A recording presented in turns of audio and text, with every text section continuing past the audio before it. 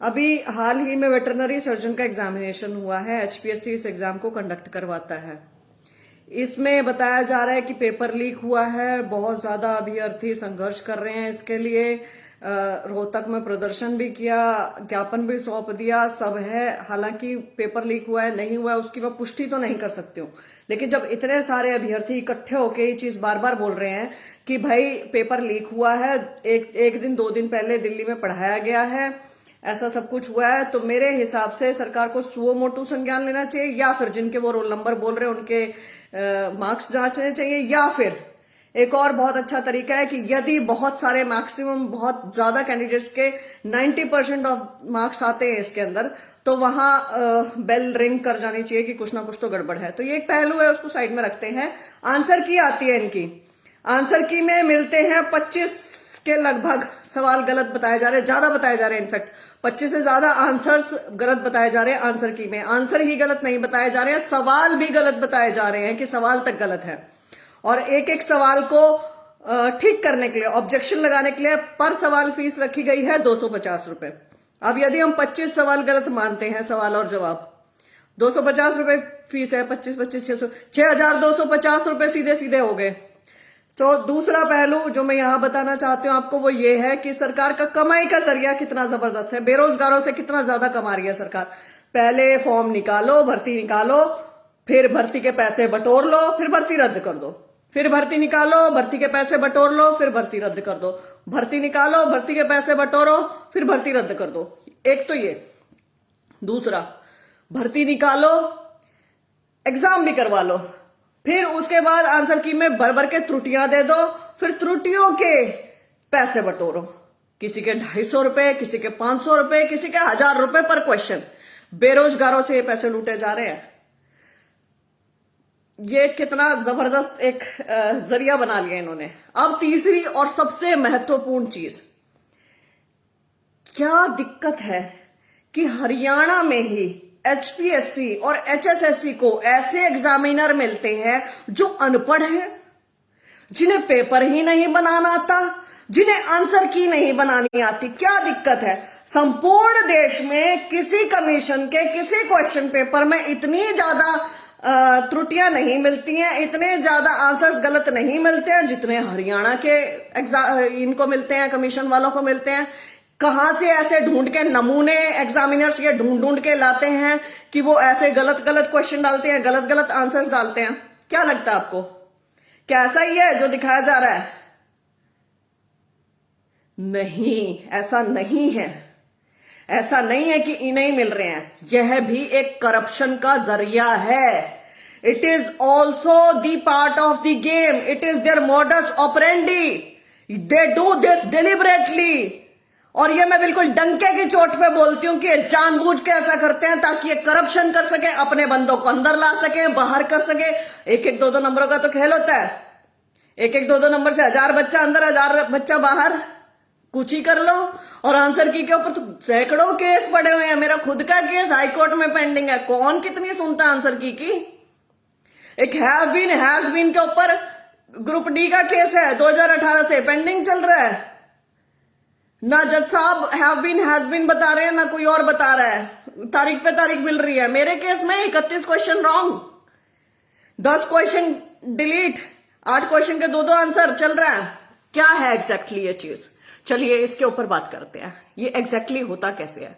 100 question सही से क्या डाल नहीं सकते? डाल सकते हैं, लेकिन मान लीजिए उसमें से 25 क्वेश्चन इन्होंने रॉन्ग कर दिए, गलत कर दिए। अब 25 एक बहुत बड़ा विंडो है। 25 के क्वेश्चन इनके हाथ में है, जिसमें से कितने भी क्वेश्चन ये पूरे संपूर्ण तरीके से डिलीट कर सकते हैं। मान लीजिए 10 डिलीट कर दिया जिसमें इनके बंदों के आंसर गलत हो, वो वाले 10 क्वेश्चन डिलीट कर दिए जिसमें बाकियों के सही हो रखे हो, या कुछ भी ऐसा। तो वो 10 क्वेश्चन ही डिलीट हो गए, तो 10 के मार्क्स सबको दे देंगे। जिसने सही मार्क कर रखा होगा उसको भी, जिसने गलत मार्क कर रखा होगा उसको भी, सबको दे दिए। गधे घोड़े एक बराबर कर दिए उन 10 क्वेश्चन में। बाकी 15 क्वेश्चन किसी के 2-2 आंसर दे दिए, किसी के 3-3 दे दिए। जहां इनके बंदों के गलत आंसर ठीक हो रहे होंगे वो भी दे दिए। ऐसे करते हैं ये लोग, क्योंकि ये रिवाइज्ड की नहीं देते हैं कभी भी। ये सिर्फ की देते हैं, उसके ऊपर ऑब्जेक्शन मांगते हैं, फिर देते हैं सीधा रिजल्ट उठा के।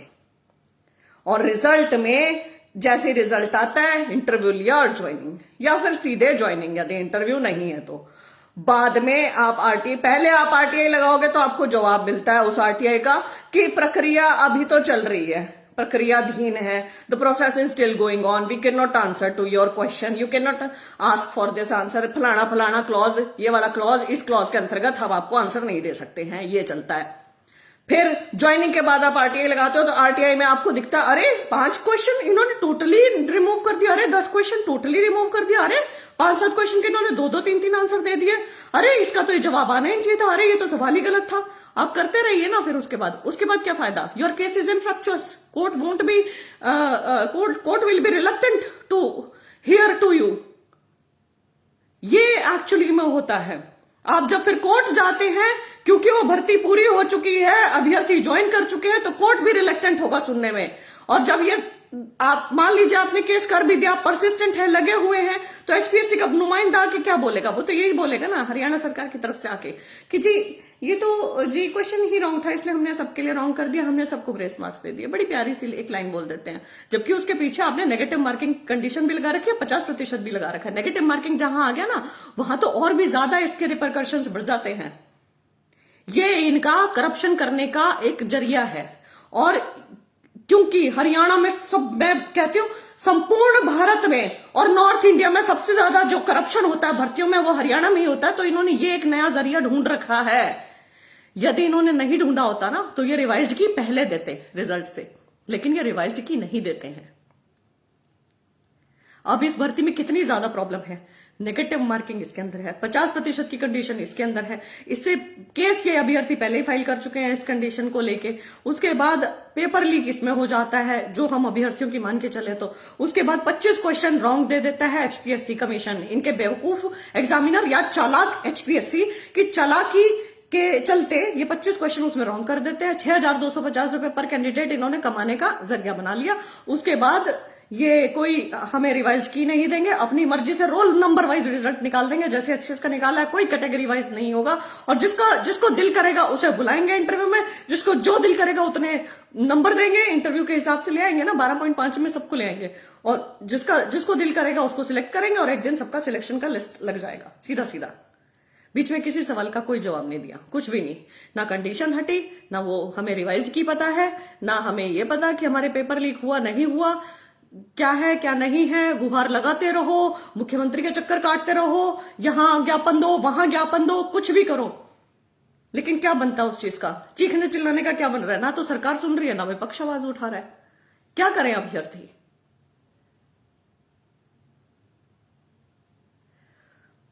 होपलेसनेस की जो कंडीशन है ना, ये जानबूझ के क्रिएट की जा रही है। और असल में इसके लिए हम लोग भी जिम्मेदार हैं, युवा जिम्मेदार है, इकट्ठे नहीं हो रहे हैं। हम अपनी बात इकट्ठे उठाते ही नहीं है।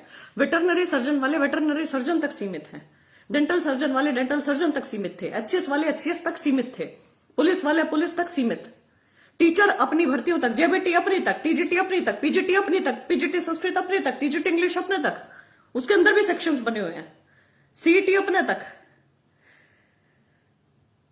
जब तक मेरी भर्ती मेरा ये रहेगा, तब तक कलेक्टिव तो हो ही नहीं सकता है ना भला किसी का। कलेक्टिव भला कैसे होगा? जब ये होगा कि हाँ हम युवा हैं, हाँ सरकार तुम गलत कर रही हो और तुम गलत नहीं कर सकते हो, बस अब बहुत हो गया, this is not acceptable, we are not going to accept it, तब होगा।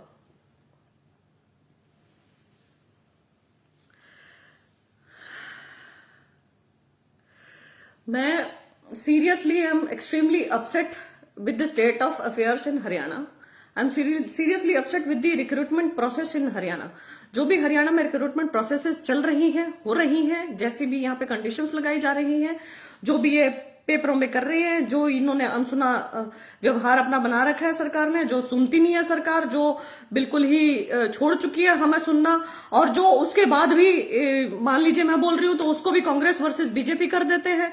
कोई ये नहीं देखता कि सही क्या है गलत क्या है, एट प्रेजेंट क्या है। एट प्रेजेंट की कोई बात ही नहीं करना चाहता है। यदि मैं एट प्रेजेंट बात कर रही हूँ तो उसे पास्ट में ले जाते हैं कि पास्ट में ऐसा होता था, पास्ट में ही होता था। अरे पास्ट में तो हम गुलाम भी थे अंग्रेजों के, पास्ट में तो पता नहीं क्या क्या था।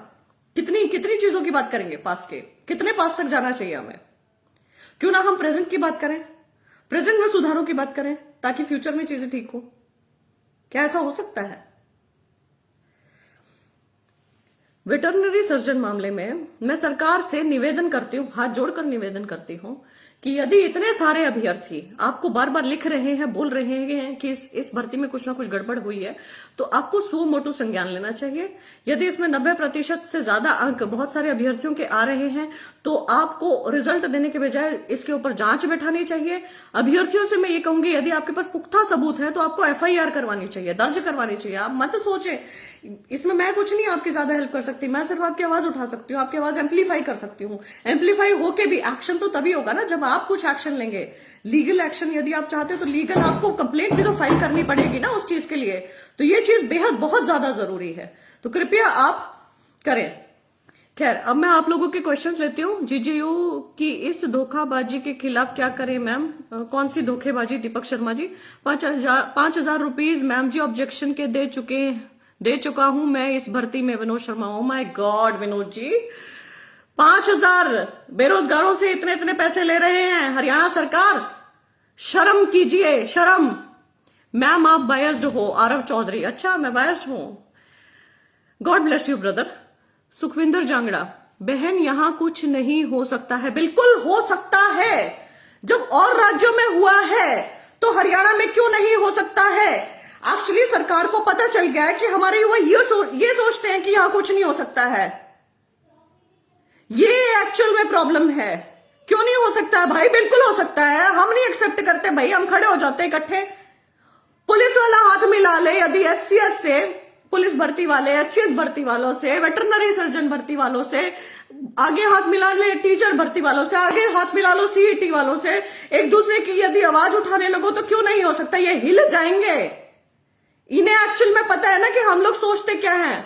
हम तो कोई भ्रष्टाचार होते हुए अपने आंखों के आगे देख भी ले तो भी कह देते हैं अरे यहाँ पे कुछ नहीं होना जाना, ऐसे ही होता है। अरे देखो पिछली सरकार में भी तो ये होता था, इस सरकार में भी हो रहा है। क्या पिछली वाली से तो बेटर है? कुछ लोग कहेंगे, कुछ कहेंगे नहीं नहीं अब तो रेट बहुत ज्यादा बढ़ गई है, पहले वाली में तो इतना होता था अब इतना होता है। ये सब चीजें, ये डिस्कशन चलती है हमारी।